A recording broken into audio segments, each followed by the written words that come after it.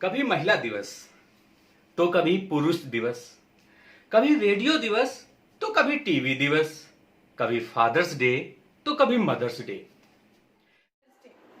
कभी Valentine's day तो कभी इन्वायरमेंट डे।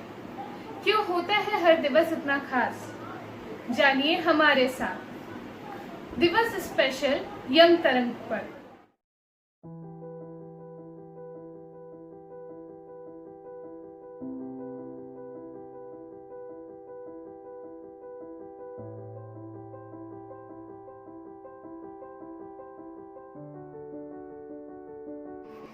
आप सोच रहे होंगे कि हमने अपने इस कार्यक्रम की शुरुआत करने से पहले ये फोटो क्यों दिखाई।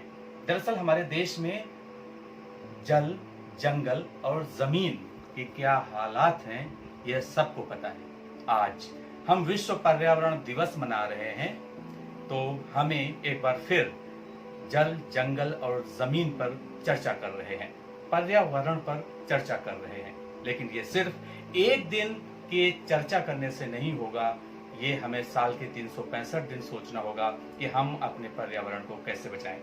नमस्कार, मैं हूं अरुणेश कुमार और दिवस स्पेशल में आज बात विश्व पर्यावरण दिवस की। विश्व पर्यावरण दिवस हर साल 5 जून को मनाया जाता है और कोरोना महामारी के वैश्विक संकट के बीच में यह दिवस मनाया जा रहा है। साल 1972 ये वो साल था जब संयुक्त राष्ट्र द्वारा मानव कल्याण के विषय पर और पर्यावरण के विषय पर एक संयुक्त राष्ट्र महासभा का आयोजन किया गया था, जब ये इस बात का सुझाव दिया गया था कि हमें विश्व पर्यावरण दिवस मनाना चाहिए।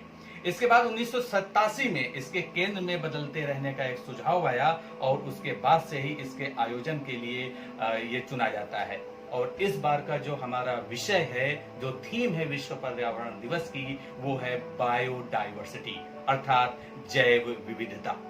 इसके अलावा दुनिया में सबसे ज्यादा कार्बन उत्सर्जन वाले जो देश हैं वो विकसित देश हैं, वो यूरोप के देश हैं, अमेरिका जैसे देश हैं, ब्रिटेन जैसे देश हैं। लेकिन वो इसका ठीकरा विकासशील देश यानी भारत जैसे देशों पर डाल देते हैं। तो यह कार्बन उत्सर्जन अपने आप में बहुत बड़ी समस्या है, ग्लोबल वार्मिंग एक बड़ी समस्या है, इस पर हमें विचार करना होगा। तो पर्यावरण को सुधारने हेतु यह दिवस बेहद महत्वपूर्ण है और पूरे विश्व के सामने बहुत बड़ी बड़ी चुनौतियां हैं। तो इसमें सबसे बड़ी बात यह है कि जलवायु परिवर्तन, आप देख रहे होंगे कि किस तरीके से ग्लेशियर पिघल रहे हैं। गर्मियों के मौसम में बारिश हो रही है, तो सर्दियों के मौसम में टेम्परेचर बढ़ रहा है, तापमान बढ़ रहा है। तो कहीं ना कहीं ये जो प्राकृतिक असंतुलन है ये फैल रहा है। प्रकृति के बीच में संतुलन लाना होगा, तब हमें ये विश्व पर्यावरण दिवस मनाना हमारा सार्थक होगा। इसके अलावा अगर भारत की बात करें तो भारत में पर्यावरण के संरक्षण के लिए एक मंत्रालय की स्थापना की गई है, पर्यावरण मंत्रालय है। और साल 2020-21 यानी अभी जो साल चल रहा है, इसमें बजट पर लगभग 3100 करोड़ रुपए निर्धारित किए गए हैं हमारे देश में पर्यावरण की सुरक्षा के लिए। लेकिन आप देखते होंगे कि राष्ट्रीय राजधानी दिल्ली की ही अगर बात करें तो किस तरह दिवाली के मौसम में, यानी जब दिवाली होती है उसके आसपास दिल्ली का हाल कैसा होता है, कितना प्रदूषण होता है, वायु प्रदूषण कितना होता है, ध्वनि प्रदूषण आप जानते हैं। तो कहने का मतलब जब पर्यावरण मंत्रालय है, 3100 करोड़ का फंड भी अलॉट किया गया है, इसके बाद भी अगर दिल्ली की आबो हवा सही नहीं होती तो इसका जिम्मेदार कौन है, ये एक बड़ा सवाल है। इसके अलावा आजकल अभी लॉकडाउन की स्थिति है, जिसकी वजह से माहौल सही हुआ है, हवा सही हुई है, हमें मोर की आवाज सुनाई देती है, कोयल की आवाज सुनाई देती है। लेकिन लॉकडाउन लंबे समय तक तो रह नहीं सकता, क्योंकि देश को चलाना है, लोगों को अपनी जिंदगी चलानी है, इसलिए काम पे तो निकलना होगा। तो इसलिए सरकारें क्या कर रही हैं, सिस्टम क्या कर रहे हैं, पर्यावरण के जानकार लोग क्या कर रहे हैं, उनको करने दीजिए। लेकिन हम और आप एक जिम्मेदार नागरिक होने के नाते अपनी इस धरती माता को बचाने के लिए, अपने पर्यावरण को बचाने के लिए क्या कर सकते हैं, हमें आज इस पर विचार करना होगा। तो सबसे पहले एक जिम्मेदार नागरिक होने के नाते हमारी कोशिश ये होनी चाहिए कि हम जल बचाएं, हम पानी का व्यर्थ उपयोग न करें, पानी को बर्बाद ना होने दें। क्योंकि जल ही जीवन है। अभी बारिश का मौसम है तो हमें वर्षा के जल की संचयन करना है। दूसरी बात, हम बेवजह बिजली ना उसको बर्बाद करें, बिजली को बचाएं, एसी ना चलाएं, जितना जरूरत हो सिर्फ उतना चलाएं।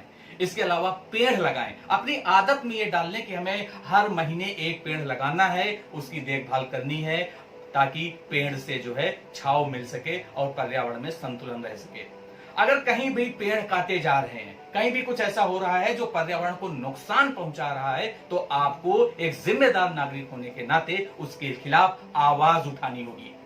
हमें ध्यान में रखना होगा कि विकास के नाम पर हम विनाश के रास्ते पर न चलें, क्योंकि आपने देखा होगा कि अभी कुछ समय पहले ही मुंबई में मेट्रो लाने के नाम पर कितने सारे हजारों पेड़ों को काटा गया। तो इस तरह से हम एक जिम्मेदारी नागरिक के तौर पर अपनी जिम्मेदारी निभा सकते हैं, अपने पर्यावरण को बचा सकते हैं। और हम जब किसी को गिफ्ट देते हैं तो कोशिश करें हम कोई पौधा दें, तुलसी का पौधा दें, कोई ऐसा पौधा दें जो हमारे पर्यावरण की सुरक्षा करे।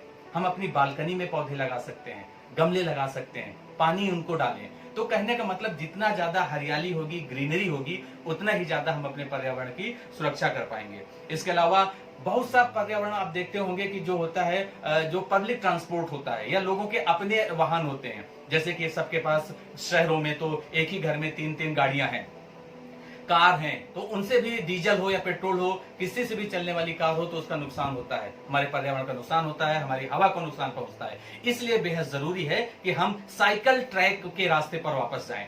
सरकारें और प्रशासन हर एक शहर में, हर एक छोटे शहर में, जिले में साइकिल ट्रैक बनवाए, जहां पर साइकिल से लोग अपने ऑफिस जाएं। तो इस तरीके से हम पर्यावरण बचा सकते हैं। तो आज के इस अंक में फिलहाल इतना ही, लेकिन देश दुनिया की बाकी खबरों के लिए आप देखते रहिए यंग तरंग। और अगले सप्ताह अगले किसी खास दिवस पर फिर आपसे होगी मुलाकात, जिसमें हम बात करेंगे दिवस स्पेशल में बेहद कुछ खास। तब तक बने रहिए हमारे साथ और देखते रहिए यंग तरंग। नमस्कार।